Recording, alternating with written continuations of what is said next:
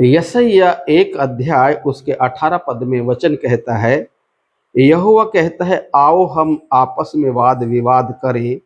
तुम्हारे पाप चाहे लाल रंग के हों तो भी वे हीम के समान उजले हो जाएंगे और चाहे अर्गवानी रंग के हों तो भी वो ऊन के समान श्वेत हो जाएंगे।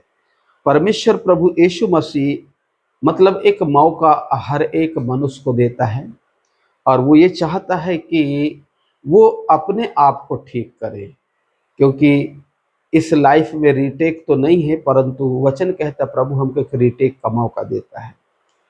इसलिए कोई भी व्यक्ति ये ना सोचे कि मैं पापी हूँ। अगर आपको ऐसा लगता है कि मैं पापी हूँ तो आपके लिए एक अवसर है और अवसर मसीह यीशु है। जब आप मसीह यीशु के पास आते हैं तो आप पहले क्या करें, कितना पाप करें, जो भी करें, जब आप मसीह यीशु के पास आते हैं तो मसीह यीशु उन हर एक पाप को भूल जाता है और फिर हमें नया और एक अच्छे तरीके से हमको शुद्ध कर देता है।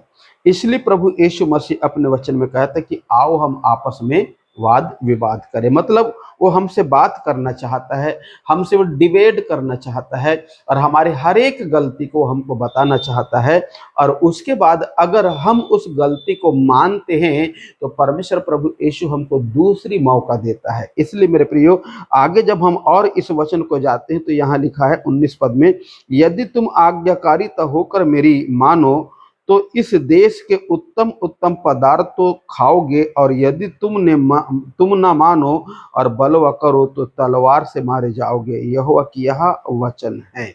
अर्थात प्रभु यीशु मसीह हमको एक, जैसे पिता अपने बच्चे को एक गाइडलाइन देता है, उसे सिखाता है कि हमें कौन से मार्ग में जाना है और कौन से मार्ग में हमको नहीं जाना है, कौन से मार्ग में जाने से हमारा फायदा है, कौन से मार्ग में जाने से हमारा नुकसान है। सेम एक पिता के समान मसीह यीशु कलीसिया को एक गाइडलाइन देता है कि हमारे लिए उचित क्या है, हमारे लिए भला क्या है।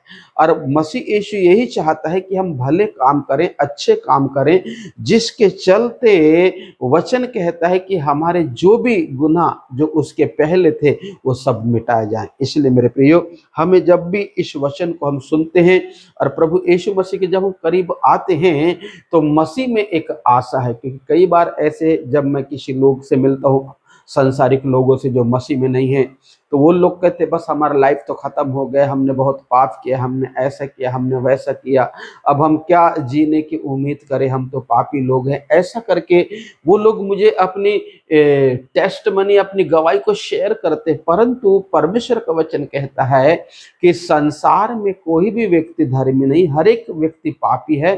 परंतु जब मसीह यीशु के पास आते हैं तो हमें एक अवसर मिलता है धर्मी होने का। परंतु अवसर कब मिलता है कि जब हम अपने गुनाह को मानते हैं और मानकर उसको छोड़ देते हैं, तब परमेश्वर पुनः हमें एक धार्मिकता का दर्जा हमें देता है और हमें धर्मी बना देता है। इसलिए मेरे प्रियो, ऐसा कोई भी व्यक्ति ये ना कहे कि मैं पापी हूँ, या हो गया, मेरा समय खत्म हो गया है, या मैं बहुत गलत व्यक्ति हूँ, मुझे खुदा माफ नहीं करेगा। नहीं, ऐसा कभी भी आपको सोचने की आवश्यकता नहीं है, क्योंकि परमेश्वर का वचन कहता है हम कितना से कितने भी बड़े पापी क्यों ना हो, जब हम मसीह यीशु के पास आते हैं तो हमें क्षमा करता है, हमको माफ करता है और हमें वह बचाता है और पुनः हमें फिर एक बार ऐसा मौका देता है कि फिर से हम एक नए तरीके से अपने जीवन को जी सकें।